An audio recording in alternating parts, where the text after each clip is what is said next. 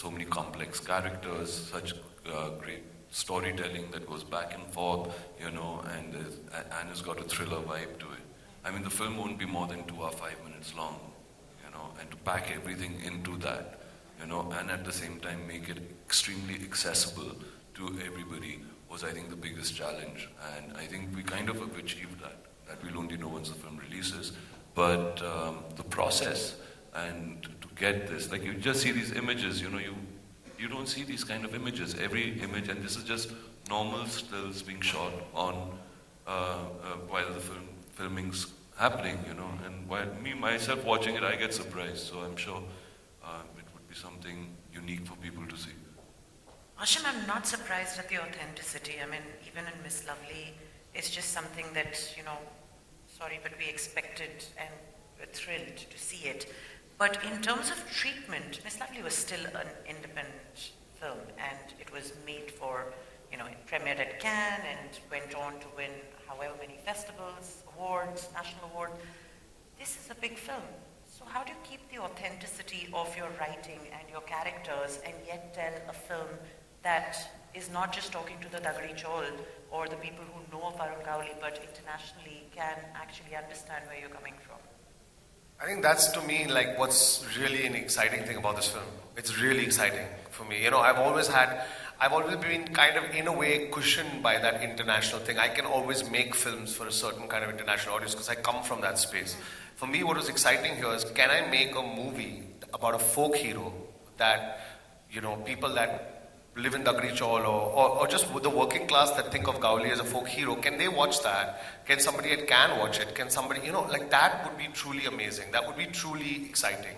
That it can cut across all those lines, that we're not dumbing it down, and at the same time it's super accessible. And then if somebody wants to watch it who's more nuanced, they're watching all the layers, they're seeing the layers. Somebody else may not be seeing it. That, I think, we both really wanted a film like that would stay true to the story and to the space, and not just suddenly. And I think that's one of the issues, frankly, I'll be blunt, that I had with the first set of producers when we came on. I mean, the first thing I told Arjun is like, man, we can't do like an item number here suddenly in the middle of this. Like, it's just wrong. It's not correct for this film. And if I wanted to do that kind of stuff, I would have done it when I was 20 years old. I'd be already directing like 50 films like that. That was not the idea. The idea was, it was true to this. And you have the real material. You have a guy who's willing to give you his story, that he's able to call himself Arun Gowli in the movie. Why would you try and make it generic, So that's really where I was coming from with this. Yeah. Do we have more? I think we got that combination right, I think every time you go out there to make a film is you want to make a film, with a sensibility which you are not going to, when you watch the film, cringe. There are a lot of films I've done where I cringe and I'm like, oh damn, why did I do that, and now, at least with the opportunities that you get in life, you can, say, okay, do this, do less work, but do the right work, and, work with the right people. But at the same time, there's a responsibility. A film is not about, as I said, for a film which is to be indulgent and made only for me to watch at home and say, look at this, how I worked on this, and harp about it. The film is, you're expecting an audience to come there, pay for a ticket, and, walk out of there feeling something, taking something back, and you have to give back. And so you have to be very, very clear about that. What happens mostly when we do international films or films for festivals, they become very ambiguous, they become very, indulgent in many ways. This did not give us that luxury, because when you want to make a film like that, you could do it, but you have to shoot it in a room, But when you make a film of this scale, you have a responsibility, and a film which is true to an audience that is huge, that goes to, which Arun Gowli has his own following who are going to come there. You have to be true to them.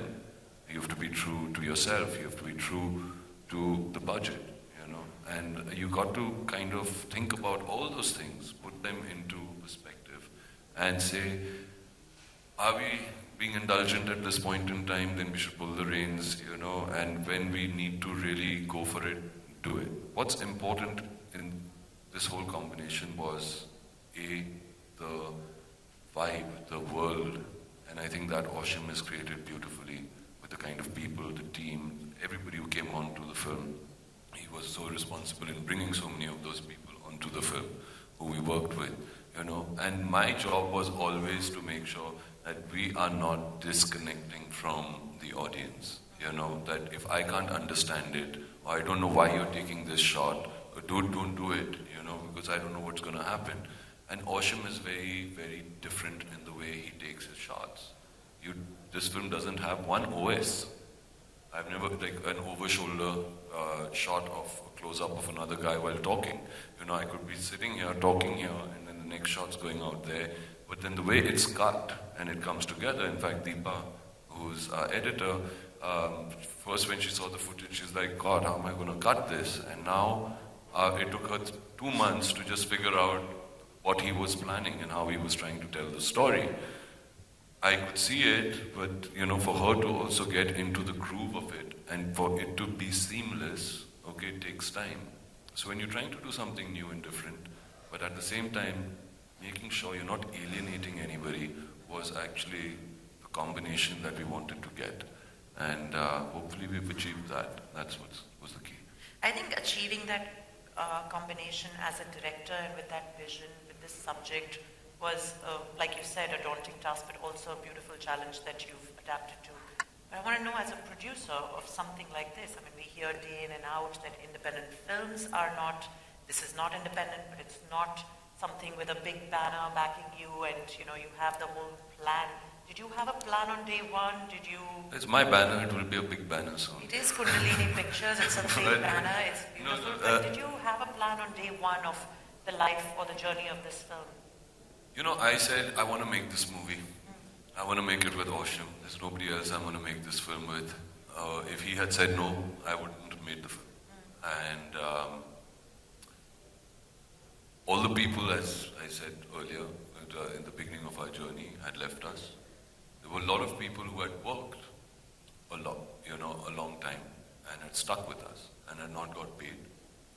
And there was a responsibility towards that. Of course, there was also a kind of an obsession about making the film myself. And so I said, okay, whatever it is, we'll start the movie. You know, we will do it. We'll see how it goes, okay? And we'll run with it. And I mean, I'm grateful to the whole team to have been that committed around it. So yes, it was done in a very independent manner because there was no studio backing. Okay, it was not an indie film because it doesn't have the scale of that. Okay, but we are trying to shoot it in a thing. So I don't think anybody's really done that. You know, it was just pure passion that drove this film, and I'm glad it did because it ended up being extremely enriching, and is something which I think I've learned so much about production. You know, about how. What goes into making a film if you really want to make it correctly, and I think created wonderful relationships through the process of doing that. I know the kind of people I would definitely be using in my films going forward and how we would be going forward with that, and a lot of people who I will never work with, you know, at the same time because they just cannot get it. They're not passionate enough. So I would only work. What this film has taught me is to work with people who are only passionate. And then commercially what it does and what happens, that we will see when the film comes out. I can't believe that, Osham, you've made the next film. We can move on. That's Lee being funny. We've got some stills in here which have been slipped in quietly. Just go back for a minute. And one more back. So this is the set we built, the Nagari Chaul set. You can see it, you know, at night as well. So we spent a lot of time on the set.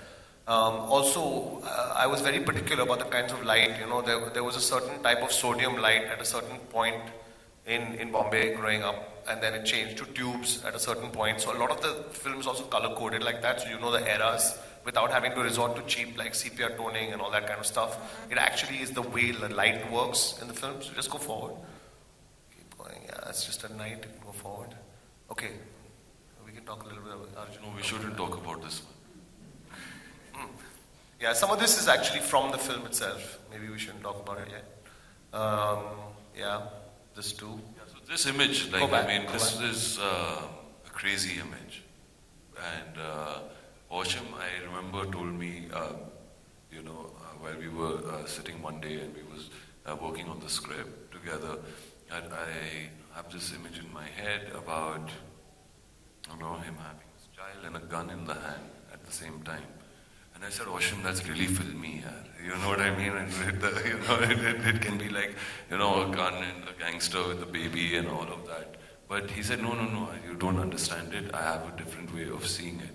And how this scene actually happens and what the mood of the scene is and where he's placed this. When you all watch the film, please, you will remember, okay, this conversation, it's so apt and it so beautifully comes in, and it's so poignant for the story, the way it moves forward. But you have to watch the film. So these imageries are very, very strong. You don't see stuff like that. And I also like the idea, like what happens, right, when a gangster is, and very few gangster movies deal with this. What happens when you're in the midst of a gang war and you have a child? Like, it's an amazingly dramatic thing. And no gangster movie deals with that. Like, just dealing with a family on an everyday basis is dramatic enough, right? So I'm saying, like, what happens when you're actually also fighting a battle and suddenly you have a child and you have to deal with the domestic and you have to deal with this outside world. It's something else entirely. It takes it to a different level, I think. We can go forward. These are just some of the images from. Is that it? That's it, I think. Okay, I think we can jump forward a bit. I think this repeats. Go forward. Yeah, that's Jess. Talk about this a little bit. Actually, this is a film that had 2 DOPs on it. Jess shot most of it, but because we shot over 3 schedules, quite challenging actually for a director to have 2 DOPs, especially with such a strong style. I developed a lot of that style with Jess, who's a French Canadian. It was also a very big film for her. She's come from a much more indie space. And Pankaj Kumar was the second, who just shot Rangoon and he shot Ship of Theseus, a lot of films. He was the second DOP who worked on it. So that's also amazing because when you look at the film now, it's really seamless. Let's see some more. I think there's some repeats here. Forward. Go forward, please. That's Pankaj shooting now.